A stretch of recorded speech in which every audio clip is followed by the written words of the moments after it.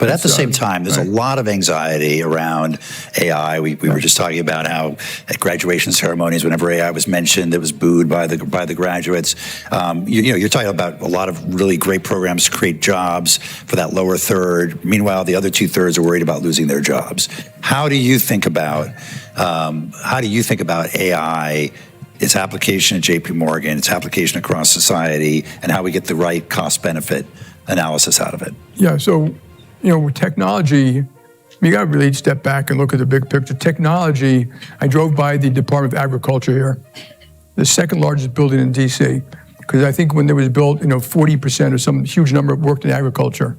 And now it's like, I think it's 1.5 million people out of the 170 million people work. And that's technology. There's tractors and fertilizer. We all eat well, and technology drives a huge progress in mankind, but it's used by bad guys, like planes were and drugs are and all the things like this. And so the AI is going to do similar things. I'll talk about the two negatives, by the way, but it's going to cure cancers. I think a lot of you may have grandkids or kids who are a certain age. They may live to 100, and half the cancers that afflicted people in this room will not exist. And they'll have composite materials, and there'll be 45,000 people still die every year on the streets, on cars. If we could knock that down to 15,000, wouldn't you want to do that? And I go on and on and on. So it will drive it, but technology is scary. There were riots against weaving mills in the UK. There were riots against steel here. There were riots against people are afraid about jobs, and we should be totally respectful of that.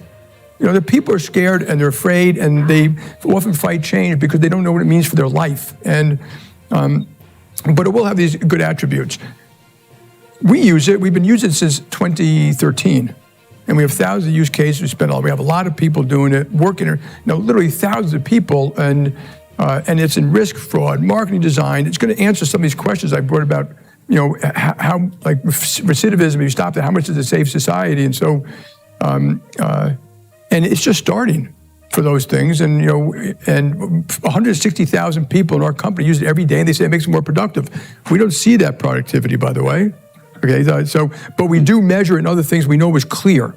We reduced headcount, we reduced costs, we improved prospecting rights or marketing. We spend $10 billion a year in marketing. You're damn straight I'm going to use it to make them more effective. There's still a lot of very ineffective marketing methods that we all use, but the goal is to do a better job for your client. That's how we use technology. And so we will use a better job for the client. The two issues, I'll mention the one you mentioned, which is job loss. Is there a chance, and I think people should get less breathless and just take a deep breath on this one, is there a chance that it doesn't do that, to cause a lot of job? It's possible. Is there a chance it does that's too fast? Most of those other technologies I mentioned rolled in over 10 or 20 years. And this may be faster than we can adjust. The solution is the same I mentioned before.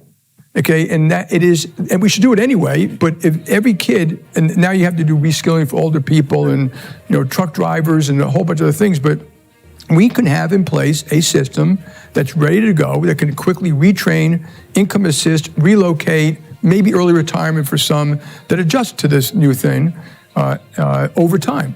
And, just kind of slow it down maybe, because you can't really stop it. The other bad one, by the way, which I know you probably all read about, is that this technology is so powerful, it creates huge vulnerabilities in our systems.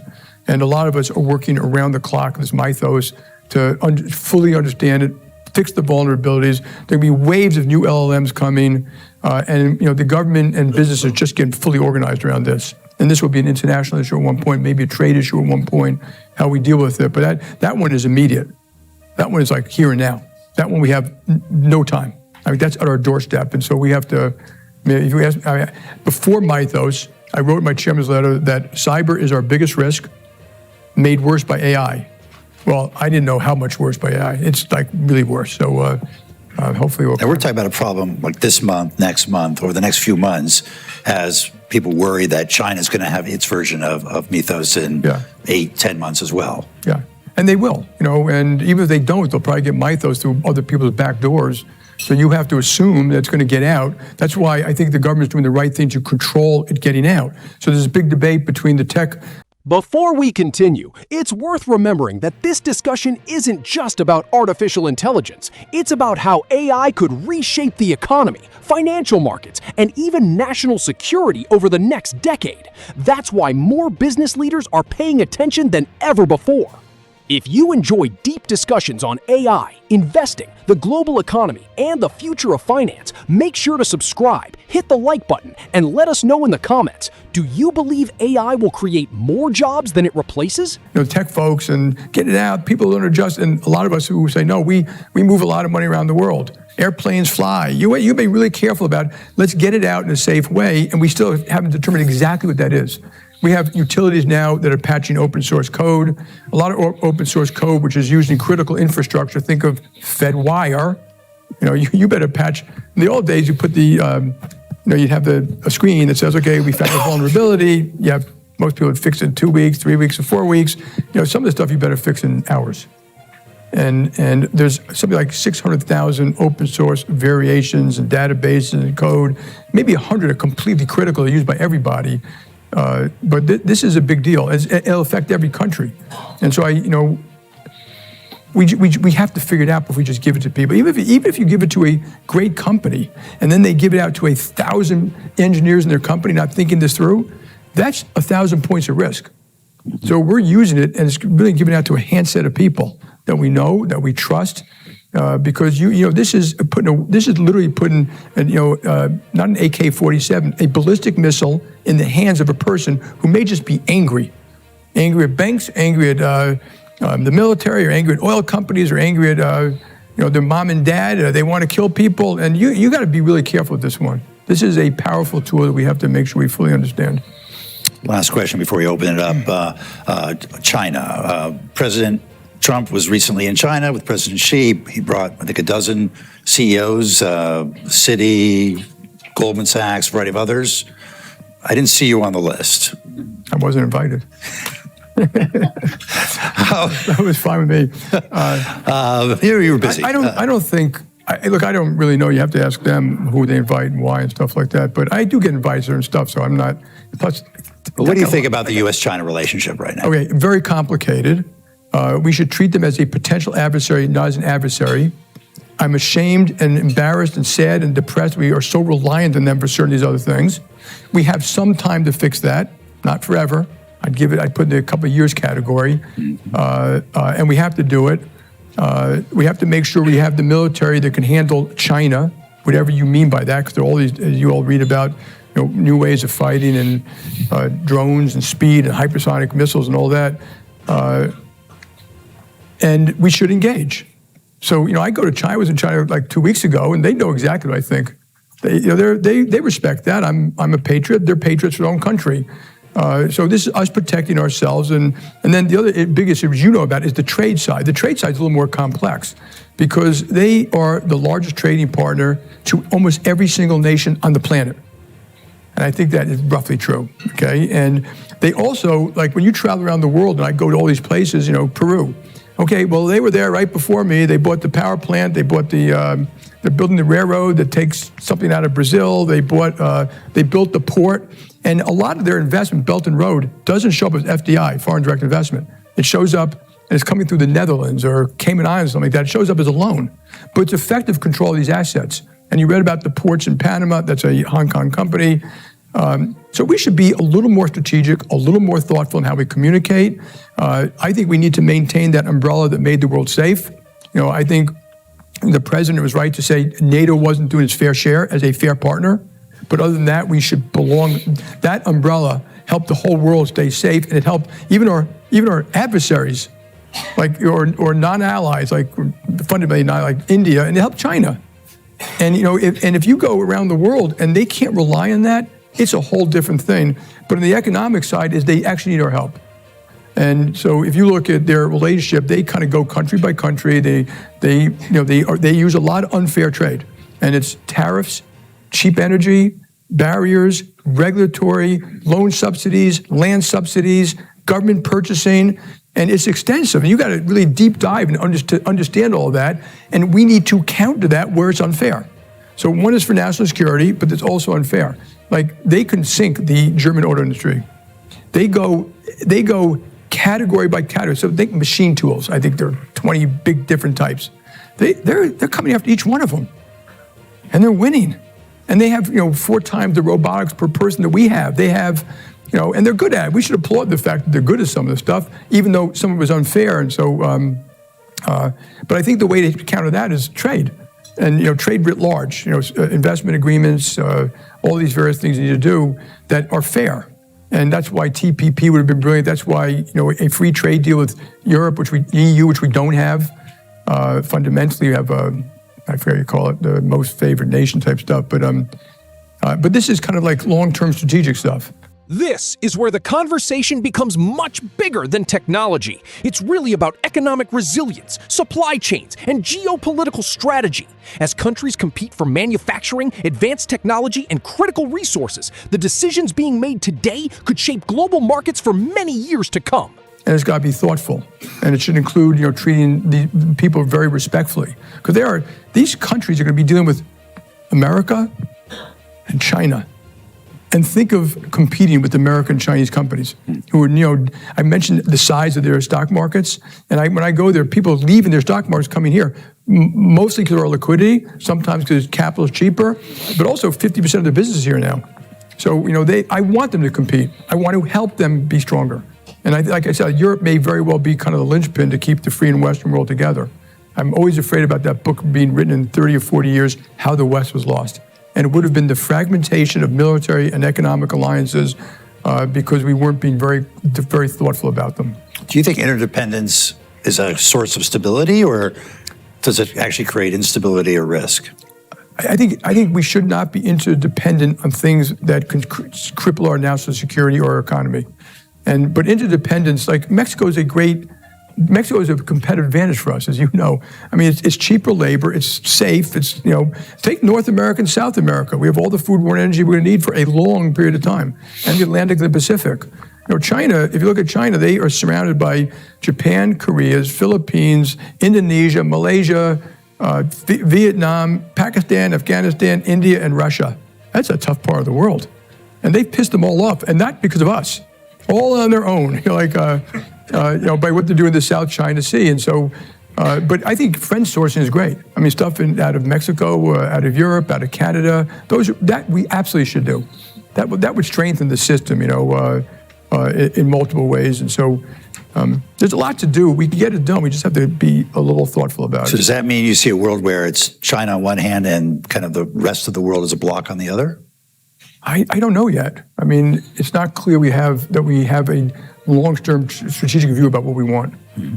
And well, we're working on that project at the Council on Foreign Relations, so we welcome your input. All right, let's open it up to questions here, right here, Paul. Why don't you stand up? Is there a mic coming up? Introduce yourself. Paul Freeborg, Continental Grain Company. So Jamie, some 35 years ago, you were fired as president of Citibank. Probably the worst professional day of your life. But you turned that around into creating what you've done today, creating JP Morgan, probably going to be the first $1 trillion market cap bank in the world. And that wouldn't have happened probably had you not been let go from Citibank. So when I listen to you, and I've heard you many, many times, your passion today is way beyond JP Morgan. I mean, everything you've talked about today is the world and the challenges and how we can fix it. So the question is it time for you to fire yourself now, since no one else is going to do it? You're a young guy. You've got this passion, these ideas. Is it time for the next chapter of your career? Yeah. So, I love what I do, and from here I can do a lot of good and stuff like that. And we have all these, proper succession plans in place. But I think this fight's worthwhile. And, if you were on my board of directors, you could say it's a little off the beaten path. I don't really think so, for the reasons I already gave. So as long as I have it in me, I'm going to continue kind of doing this stuff. I do think I'm a little different. Like when I did get fired, I was fine when I got fired. And I went home and I told people it was my net worth, not my self-worth, that was involved. And actually, the night I got fired, 100 people came over from the company, bringing whiskey and pizza, and they said, just don't tell Sandy Weil. Like, they were all, it was like being in my own wake. But when I went to Bank One, and this is just me, I put half my money in the company. I hired people, and I said, let's build it. Just make it what it is. I still have people at my company who get big jobs, and they're complaining going into this big job. I'm saying, look, you're being born on third base, and it isn't perfect, and you complain to me. I said, look what I had to go through all those years, and so I like to just build and get stuff done and stuff like that. So, and I'm still that way. And then when I can't do it, like I can't put my jersey on every day and fight full, I should pass it on. I can't retire in this job. One of the biggest takeaways from this discussion is that long-term competitiveness depends on more than innovation alone. Strong institutions, strategic investment, skilled workers, and smart economic policy all play a role. Understanding these broader trends can help investors and business leaders look beyond today's headlines and focus on what may matter most over the next decade. Yes, the woman right back there. No, the woman, oh, okay, behind you. Yep. Hi, thank you. Emily Benson from Minerva Technology Futures. I was happy to hear you say at the end of your remarks that Europe is the linchpin in the transatlantic relationship. I'm curious if you could say a couple of words about the way that you envision strategic capital playing out on the European continent. It seems like a lot of young American companies are keen to expand market access, particularly in the defense industrial base or adjacent technology areas in Europe. So what do you think is going to happen in Europe and more importantly, in a transatlantic context over the next 10 years with capital, investments, and innovation? Thank you. You're welcome. So Europe is almost the same size as America, kind of population, GDP, even though GDP per person has gone down. And I think the European Union was like a huge humankind accomplishment to actually get together and try to solve things by peaceful means as opposed to by war. Because they had millennial of war, not just World War I and World War II. But it got bogged down. And so, you can't do a lot of services across border. They have 27 communications companies, and they have 14 types of tanks, and so certain goods go cross border. So it was a great idea, but they didn't finish it. Their banks, and I feel bad for their banks, they don't have a big common market like we do, so very few are trans-European. Across Europe, whereas we're in 48 states, we bank in every city, that's a competitive advantage for us. Just economies of scale, branding, and all these various things. And so I'm in favor of having a banking union. To have a banking union, you have to have an insurance scheme union. You have to have a common regulator. So it's governments passing responsibilities onto some thing which is unelected. And that's become a huge problem. I think it's surmountable if they finish it. But you're absolutely right. One of the things that drives economies is capital formation. Their capital formation is a lot less than the United States. And capital is what drives things. Sometimes it's misused and all that, and people talk about stock buyback, whatever it is. But that is the driver: capital, innovation. They have universities, so they have this broad range of strengths.